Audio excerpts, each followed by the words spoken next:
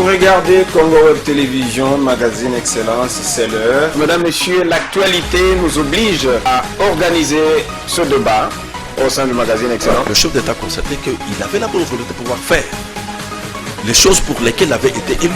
Parce que quand on est élu, c'est un contrat avec le peuple. Les Congolais n'arrivent pas à prendre les décisions sur sa destinée. Nous marchons dans les pas de Chebeya, de Lumumba, de Mouzé Kabila, de Tshisekedi. Vous le savez, mesdames et messieurs, le processus électoral en République démocratique du Congo. N'importe quel candidat qui sera présenté par l'opposition et n'importe quel président, n'importe quel animateur qui sera à la CENI va battre Félix Tshisekedi. Je vais vous dire quelque chose de très important et là, soyez attentifs. Vous regardez émission Excellence. Merci, chers téléspectateurs, amis, vous qui aimez votre télévision Congo Web TV. C'est l'heure pour le magazine Excellence, élection en République démocratique du Congo. Il ne reste que quelques jours pour la gouverneurale dans les 15 provinces où il y a eu déchéance de gouverneurs et vice-gouverneurs. L'UDPS, parti présidentiel, est appelé à affronter ces moments dans un climat de confiance. Pour parler de la famille ou de la santé et de la famille politique du chef de l'État Félix Tshisekedi, je reçois pour vous M. John Kabamba sur ce plateau. Il est membre de la Ligue de Jeunes. Bonjour et bienvenue. Bonjour, monsieur le journaliste. C'est pour la deuxième fois que je vous reçois sur ce plateau? Oui, bien sûr. Comment vous allez? Très bien, et vous? Et comment se porte le parti présidentiel, l'UDPS? Le parti se porte très bien sous le leadership du secrétaire général Augustin Kabuya Chilumba. Le parti se porte à merveille. Le secrétaire général? Oui. Et il fait l'unanimité maintenant? Oui. Au sein du parti? On a intérêt de soutenir notre secrétaire général du parti parce qu'on n'a pas, on ne trouve pas l'intérêt d'être contre le secrétaire général parce que c'est lui, c'est sous la leadership du secrétaire général Augustin Kabuya que nous sommes là pour soutenir le parti et œuvrer pour le parti UDPS. Il y a eu des guerres comme quoi, il y a les triumvirats ou le directoire qui doit diriger le parti et voilà, le secrétaire général est en train de faire ombrage aux autres organes, aux autres structures du parti. Comment vous avez digéré ça au sein du parti? Depuis le jour de du révocation au parti, de l'exclusion du parti de notre ancien président. De la révocation de Jean-Marc Kabunda Kabound. Notre ancien président Jean-Marc Kabunda Kabound. Oui. On avait déjà trouvé une conclusion, qui était le secrétaire général qui va conduire les partis jusqu'au congrès. Ce n'est pas les directoires? Non, non. Constitués de Wakwenda, de Chabani. On a un seul leader jusque-là, c'est Augustin Kabuya Chilumba. Augustin Kabuya Chilumba a donc amorcé une démarche de valoriser la base, c'est-à-dire à demander à tout membre authentique du parti de renouer avec les réunions dans les cellules et sections du parti. Comment vous avez trouvé l'idée? Lui-même s'était rendu, il a servi d'exemple ce dimanche, il était dans sa cellule à l'immédiat résidentielle. Oui, le secrétaire général a servi d'exemple parce que c'est lui le numéro 1 du parti. Il a voulu juste faire revenir le combattant à la raison.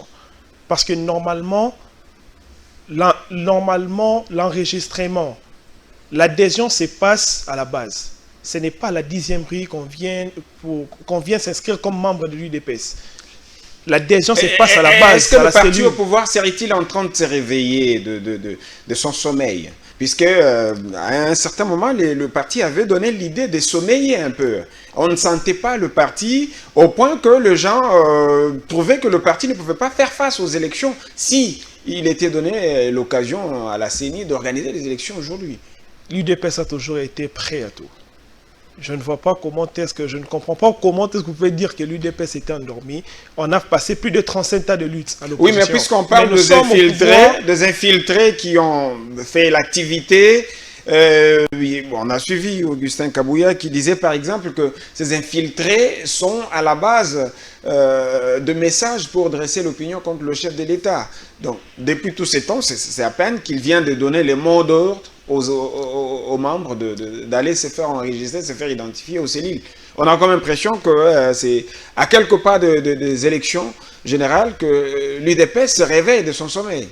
L'UDPS est le parti le plus populaire d'abord du pays.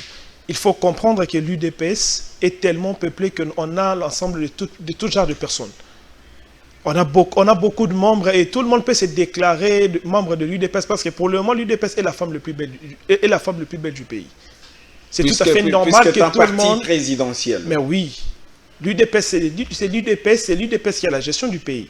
Mais vous reconnaissez quand même qu'il y a eu abus dans le chef de communicateur.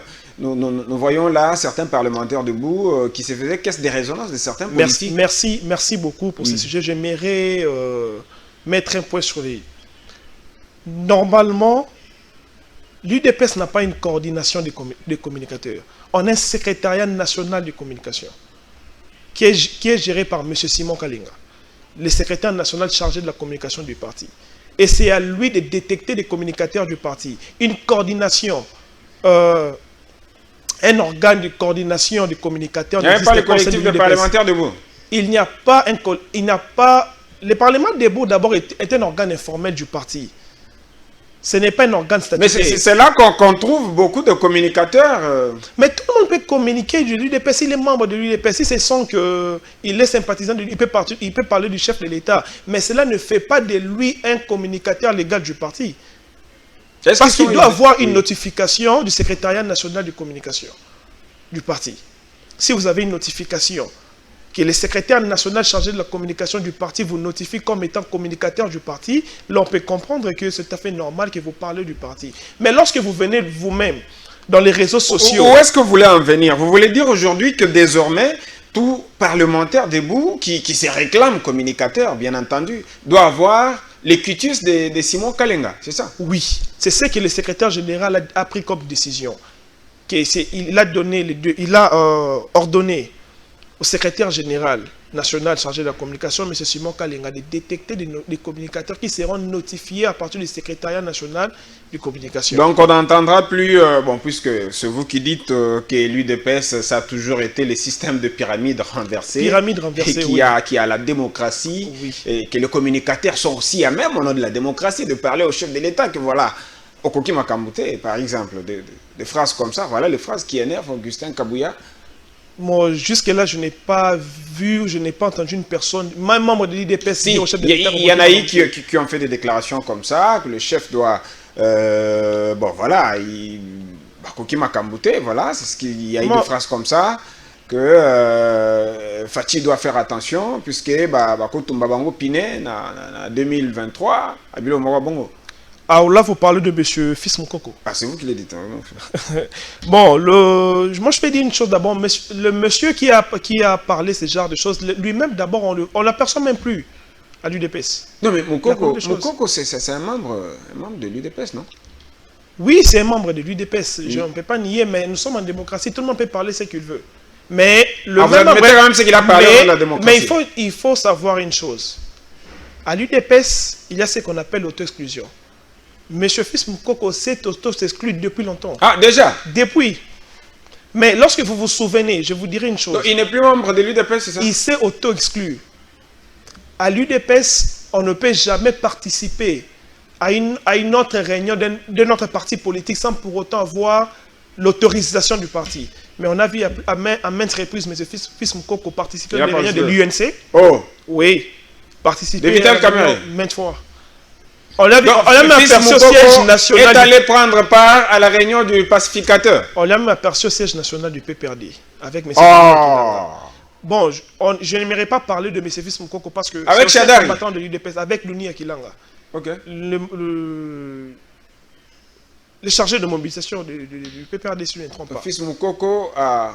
Il y a des images, on a partagé. Mais c'est la raison, c'est d'ailleurs ça qui nous pousse à se demander plusieurs questions. Peut-être aussi il l'a envoyé.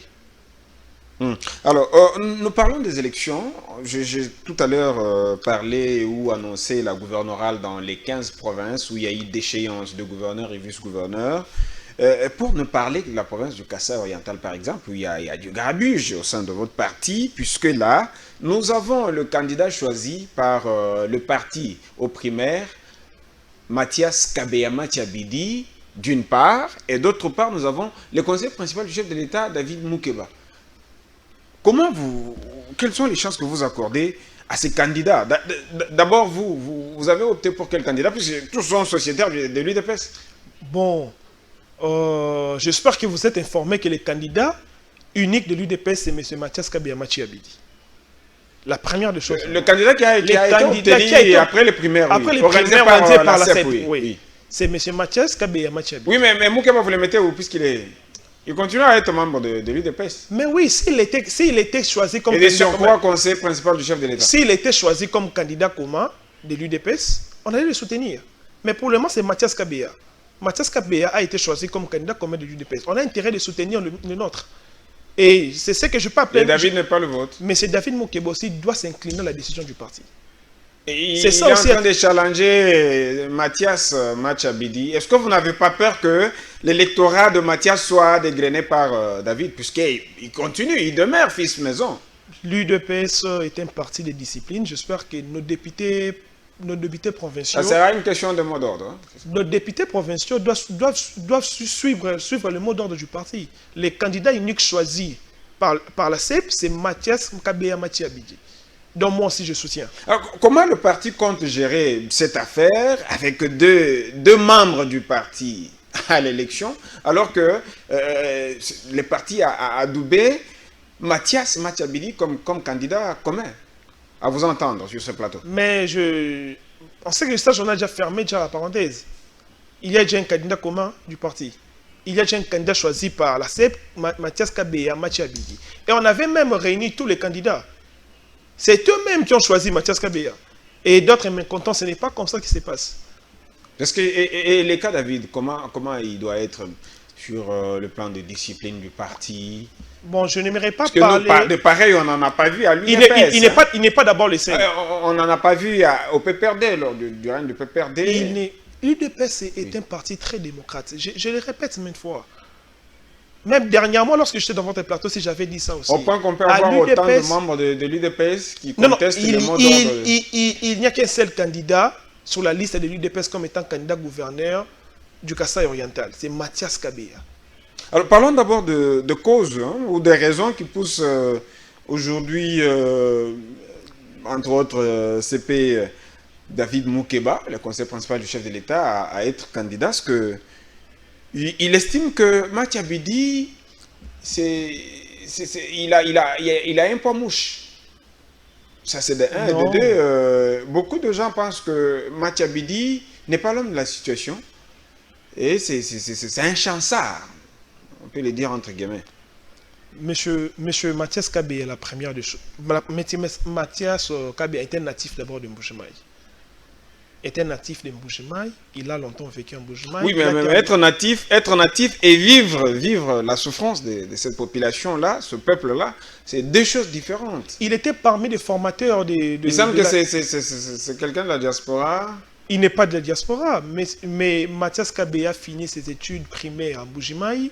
Il a décroché son diplôme d'État au complexe scolaire Malou Cardinal Malou ici à Kinshasa. Il a décroché son diplôme de licence à l'UNIKIN, dans la faculté des sciences. Où est-ce qu'il a vécu? Il a passé tout son temps où? Mais lorsqu'une personne décroche déjà son diplôme, il était même non, cadre. mais les études universitaires, il les a faites ici? Il a fait ici à Kinshasa. Oui, à Kinshasa. Licencié à Kinshasa. Mais le problème, c'est rester à côté de ce peuple, le peuple kassaïen. Oui, il a même... et connaître ses problèmes. Si vous partez dans la commune de Bipemba, vous savez, Mathias Kabeya a une résidence en Mbujimayi. Et il vit là-bas, avec sa famille. Mathias Kabeya... Ses enfants là-bas. C'est un habitué de Mbujimayi. C'est-à-dire quoi? C'est un habitué de Mbujimayi. Donc il connaît la réalité de Mbujimayi. Il vit à Kinshasa et à un certain moment, il va en Mbujimayi. Mais c'est un cadre c'est un membre de l'UDPS. L'UDPS est à Kinshasa. C'est une personne, il travaille à la Banque centrale ici à Kinshasa et puis il a fait son master aux États-Unis. C'est tout à fait normal qu'il fasse des transits. Alors, est-ce que pour le fait qu'il est cadre du parti et qu'il travaille à la banque, qu'il a travaillé à la Banque centrale, ça fait de lui l'homme de la situation pour le peuple kassaïen? L'UDPS avait... Le problème d'abord, pardon, avec les Kasaï, je parle de l'UDPS avec les Kasaï. Les Kasaï étaient morts... Parce que n'oubliez pas que aujourd'hui, la province du chef de l'État, la province du Kasaï oriental, fait la honte à cause de la pauvreté, la mendicité. Moi, j'y étais il n'y a pas longtemps. Bon, je n'aimerais pas dire qu'on dise que les Kasaï fait la honte. Je pourrais dire que nous sommes parmi de... Moi, je suis le Kasaï oriental. Soyons réalistes avec tout ce que nous pouvons regarder. Les Kasaï oriental jusqu'à là, les réseaux sociaux. Nous sommes trop loin. Oui. Nous sommes trop loin. Nous sommes trop loin. Je ne pense même pas que nous sommes parmi les 10 provinces qui que les choses avancent en fait. Ici en RDC, je ne pense pas. Mais le Kassai avait d'abord problème de l'administration. Dernièrement, j'avais dit ça aussi ici seulement sur votre plateau, que le Kassai avait besoin d'une administration solide. Et il a fallu qu'on ait une personne qui n'a pas vécu d'abord, qui n'a pas beaucoup vécu avec des diamantaires, surtout les problèmes. Parce que, moi je constate une chose, lorsqu'un diamantaire prend la tête du Kassai, il est là d'abord pour se concurrencer avec ses adversaires diamantaires. C'est ce qui s'est passé. Qui était pourtant membre de l'UDPS. J'avais dit ça aussi dernièrement que moi personnellement, j'étais mécontent. Je n'étais pas content de voir... du choix de Younes Maouja. J'avais dit ça dernièrement aussi ici. Qui était le choix des députés. C'était le choix des députés, bien sûr, c'était aussi le choix des partis parce que c'est les candidats de l'UDPS. Mais alors, moi, j'avais besoin d'une administration solide d'abord pour l'UDPS. Il fallait d'abord chercher une personne un habitué de l'administration, qui puisse gérer la province du Kassai oriental. Et pour moi, la personne la mieux placée à gérer la province du Kassai oriental, c'est Mathias Kabeyama Chiabiti. Est-ce que vous connaissez le problème du Kassai? Le Kassai a plusieurs problèmes parce que... Vous tenez mort du cul à soutenir Mathias Kabeyama Chiabiti, mais est-ce que vous êtes au courant de la souffrance du peuple kassaïen? Le plus grand problème du Kassai, c'est l'administration. C'est ce que je dis. Le plus grand problème du Kassai actuellement, c'est l'administration. Le Kassai n'a pas une administration solide. Et aujourd'hui, quelles sont les priorités? Une fois Mathias élu gouverneur, quelles sont les priorités de Mathias en tant que gouverneur élu? Il y a plusieurs préoccupations. La première des choses, d'abord, c'est faire sortir d'abord la population du misère. C'est ça, la première des choses. Oui, mais c'est vrai. Oui, il faut démontrer. La première, c'est ce que je dis. Rendre d'abord l'administration de la province. Moi, je m'arrête plus sur l'administration. Rendre d'abord l'administration de province solide. Et surtout... Ils ont le problème de l'eau. Arrêter l'hémorragie. L'amiba est au chômage. Arrêter l'hémorragie des jeunes. Parce que les Kassai, c'est vide. Les Kassai, c'est vide. Et c'est aujourd'hui, à la base, il y a beaucoup de problèmes dans les Kassai, c'est vide. Maintenant, on risque aujourd'hui qu'on ait des entreprises et on n'a plus de jeunes Kassaïens pour gérer les entreprises créées par les Kassai. Soit des entreprises construites au Kassai. Parce qu'il y a beaucoup de jeunes Kassaïens aujourd'hui sont à Kinshasa, d'autres sont à Lubumbashi, sont dans d'autres provinces. Donc là, vous êtes en train de dire que l'arrivée... Ils sont en train de fuir la pauvreté qui règne maintenant au Kassai oriental. Vous êtes en train de nous dire que l'arrivée de Mathiabidi dans la province du Kassai oriental va quand même augurer, n'est-ce pas, de l'espoir. Et qu'il y aura des entreprises, n'est-ce pas, pour permettre l'embauche de Kassaïens. J'ai une ferme assurance que M. Mathias fera quelque chose. Et aujourd'hui, nous avons ces regains apparents du tribalisme dans la province du Grand Katanga. Vous le savez, c'est puisque le peuple kassaïen est en train de faire le mouvement de la province du Kassai vers le Grand Katanga. Quelles sont les stratégies que vous, entre guillemets, communicateurs de l'UDPS, avez-vous prise pour stopper? En tout cas, je suis vice-président fédéral de la Ligue des jeunes UDPS Mwamba. Je ne suis pas communicateur de l'UDPS. Ah, vous n'êtes pas communicateur, vous êtes vice-président de la Ligue des jeunes UDPS Mwamba. UDPS Mwamba. Oui, alors, quelles sont les dispositions concrètes prises par le parti pour arrêter quand même? Puisqu'il y a eu de morts. On entend parler de morts. Il y a même le futur chef de l'État qui a été brûlé. Là, dans le Grand Katanga. C'est une situation créée par les politiciens. Mais les partis n'en parlent pas. Hein? C'est une situation créée par les politiciens. C'est ce qui se passe aussi maintenant. L'actuel Biloko et Mati et tout qu'on sort. Il y a aussi un problème de motocyclistes là qui sont interdits de faire des navettes en ville, je ne sais pas. C'est une situation créée par les politiciens. Ah, qui a créé? Mais vous avez suivi la dame députée, une dame députée, membre d'ensemble. C'est elle d'ailleurs qui a suscité ce genre de débat. On dirait qu'il est venu tout simplement, si on peut le considérer comme vous êtes en train de le dire, on dirait qu'elle est venue tout simplement ajouter de l'huile au feu. Il y avait déjà ces regains là. Lorsqu'on atteint un certain niveau, il faut savoir quoi parler. Lorsque vous êtes déjà une députée nationale, on t'appelle député national, mais député national, vous êtes pour servir la nation. Vous n'êtes plus là pour servir une province et commencer à parler, défendre une province et critiquer les autres. Alors, qui est à la base de ça? Qui a créé ça? Vous parlez des politiciens. Nous connaissons la réalité de la politique. Oui, mais la réalité, la population a besoin de voir, de comprendre la réalité. Non, nous ne sommes pas là pour citer le nom des gens, mais lorsqu'on connaît l'appartenance... Mais moi, ce qui me fait mal, c'est l'inactivité, puisque quand vous... Oui. On connaît l'appartenance des honorables députés, de la dame qui a suscité ces débats.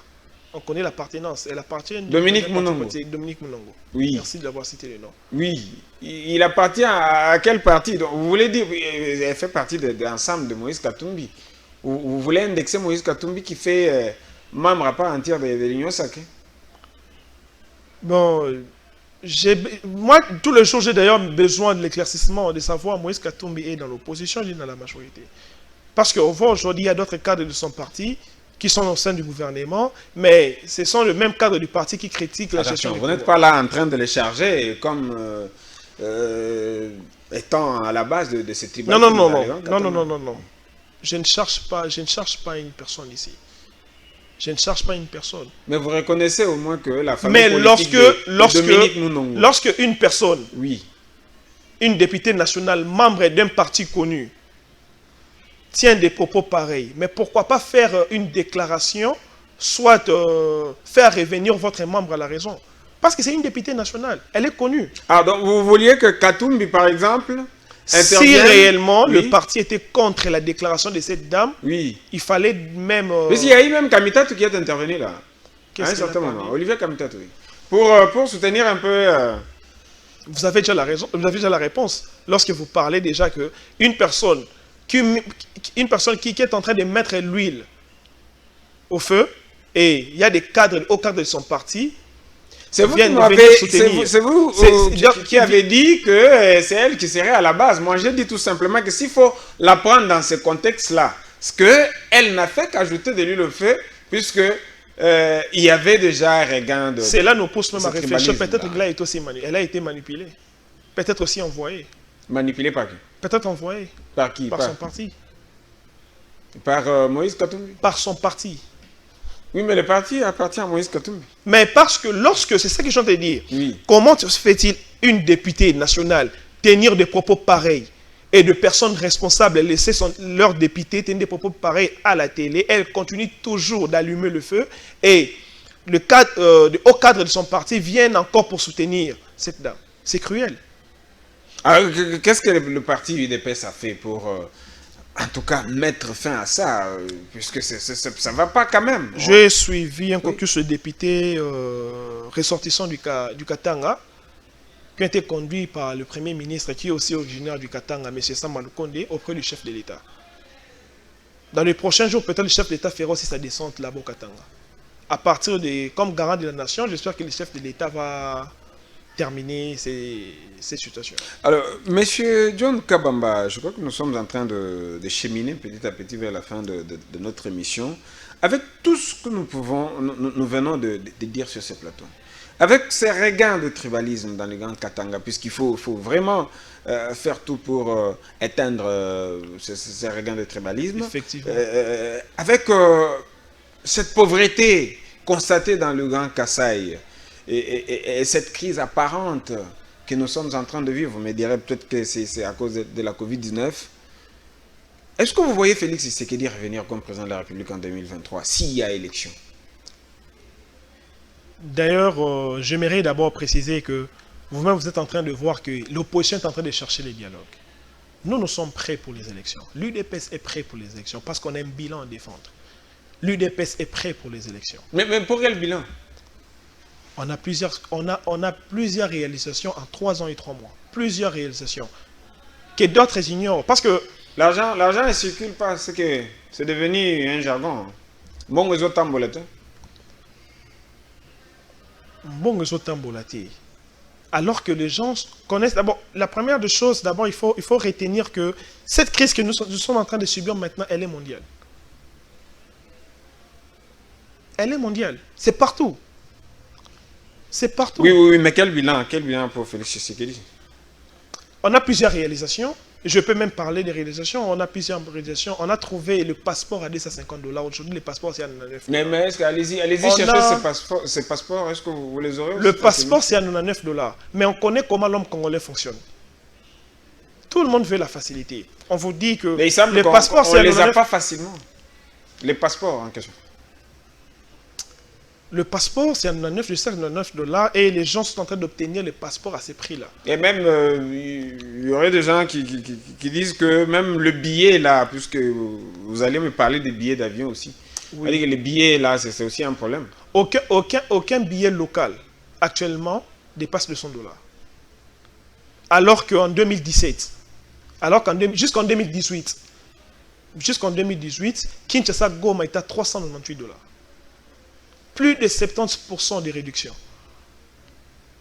Les paniers de la ménagère. Les hommes de l'Unikin. Plus de 40 ans non réfectionnés. Les anciens de l'Unikin sont en train de me suivre. Plus de 40 ans non réfectionnés. Avec le chef d'État, vous connaissez maintenant la situation actuelle des hommes de l'Unikin. Ventre affamé n'a point d'oreille. Hein. C'est ce que moi je vais faire comprendre aux Congolais. Jamais, en 3 ans et 3 mois, on peut tout arranger. On a trouvé un pays détruit pendant plusieurs années. Oui, mais faites preuve de... Mais quand même, on a des réalisations. De la bonne gouvernance. On a des réalisations palpables. On a des réalisations que tout le monde peut comprendre. On a des réalisations... Lip et Mati. Laissez-moi arriver. Oui, laissez-moi arriver. Il fallait que je cite d'abord ce qu'on a fait. Et parce que d'autres personnes disent que Fachi n'a rien fait. Fachi n'a rien fait. On a construit, on a relié plusieurs provinces. On a construit, je ne sais pas si vous avez vu une école qui vient d'être inaugurée, Kilwamba. Kilwamba dans la... Quand même, soyons sérieux, c'est une grande république. Vous parlez d'une école. Mais je parle des réalisations. Je pense que les personnes... On est en train de dire que Fachi, il y a d'autres personnes nous poussent même à commencer, nous poussent à faire la campagne électorale avant même des moments opportuns. Monsieur John Kabamba, je rappelle que vous êtes... Pardon, s'il vous plaît, laissez-moi parler de la réalisation du chef. Terminez un peu rapidement. On a des sauts de moutons qu'on a construits. On a des routes qu'on a construites. Vous avez vu aujourd'hui le poste frontalier de Lufu, le port de Kaélé. Pour ne citer que ça, on a trouvé la maladie d'Ebola. Est-ce qu'aujourd'hui on peut parler encore d'Ebola ici en RDC? Tout ça, c'est Fachi. Parce qu'aujourd'hui, c'est comme si les gens commencent à faire croire aux gens que Fachi est venu il a détruit les pays, mais on a trouvé le pays comment? On a trouvé les pays. On peut parler aujourd'hui, essayer de comparer les bilans de n'importe quel président, commençant par le premier président jusqu'au 5e président. Quel président a fait des réalisations en 3 ans et 3 mois comme celle de Fachi? Merci beaucoup, monsieur John Kabamba, d'avoir répondu à notre invitation. Un dernier mot avant de boucler complètement cette émission. Le dernier mot, c'est que je peux dire juste que les gens donnent toujours confiance au chef de l'État parce qu'il a de grandes ambitions pour ces pays et nous espérons que dans les jours à venir, les choses vont encore s'améliorer parce que nous sommes déjà sur une bonne voie. Et donner encore la chance et soutenir le chef de l'État, ensemble, nous allons moderniser et développer ces pays. Ça a été un plaisir pour moi de vous recevoir pour la 2e fois. C'est à moi de vous Magazine Excellence. C'est à moi de vous remercier. Merci d'avoir répondu à notre invitation. Merci à vous, chers téléspectateurs qui nous avez suivis pendant 30 minutes. Portez-vous bien chez vous. J'ai hâte de vous retrouver très très prochainement pour un autre numéro du Magazine Excellence. A plus. Vous regardez Congo Web Télévision, Magazine Excellence, c'est l'heure. Mesdames, Messieurs, l'actualité nous oblige à organiser ce débat au sein du Magazine Excellence. Le chef d'État constatait qu'il avait la bonne volonté de pouvoir faire les choses pour lesquelles il avait été élu. Parce que quand on est élu, c'est un contrat avec le peuple. Les Congolais n'arrivent pas à prendre les décisions sur sa destinée. Nous marchons dans les pas de Chebeya, de Lumumba, de Mouzé Kabila, de Tshisekedi. Vous le savez, mesdames et messieurs, le processus électoral en République démocratique du Congo. N'importe quel candidat qui sera présenté par l'opposition et n'importe quel président, n'importe quel animateur qui sera à la CENI va battre Félix Tshisekedi. Je vais vous dire quelque chose de très important et là, soyez attentifs.